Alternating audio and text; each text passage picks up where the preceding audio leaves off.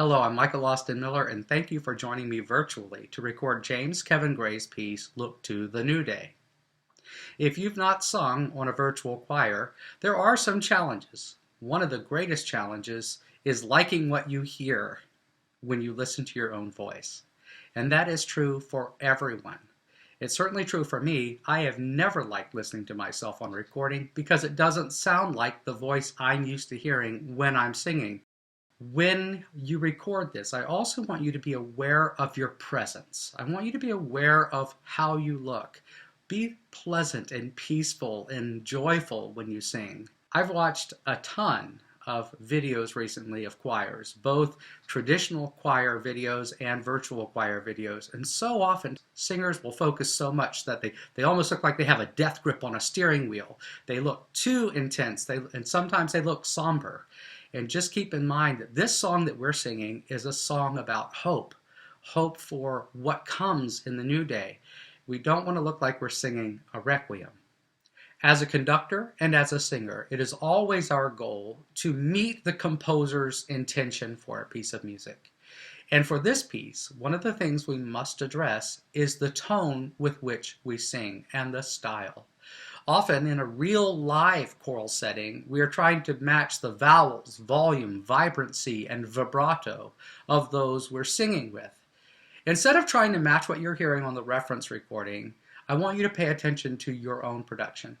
I tend to have a vocal default, we all do, for choral singing, and if I were singing this with my vocal default, it would sound like this. As the sun breaks forth behind the mountain. Well, that's not what this song calls for. This song is more like almost heaven, West Virginia, Blue Ridge Mountain, Shenandoah River. That John Denver kind of folksy sound. So when you apply that to this song, it sounds like as the sun breaks forth behind the mountain, so is the new day that dawns within our soul. And it's kind of that lighter, thinner, more conversational tone.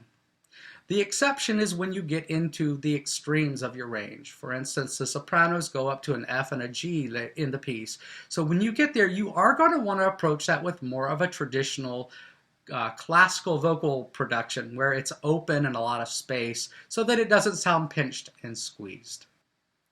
Thank you again for joining me in this endeavor. Kevin, who composed this piece, has been my best friend for over 25 years. I know him very well. And it is his desire and intention in his life to be a calm, abiding presence in a fearful, anxious world. And this song, in addition to be kind of joyful and upbeat, and it's quite an earworm too, has within it a hope to bring that sense of peace to those who listen to it, as well as those who are performing it. Again, please work on the way you convey the message in this song, because I really want this to be an experience where those who pay attention to the words and the way they're presented will be touched in a way that moves them deeply and that moves them more toward peace. Thank you again.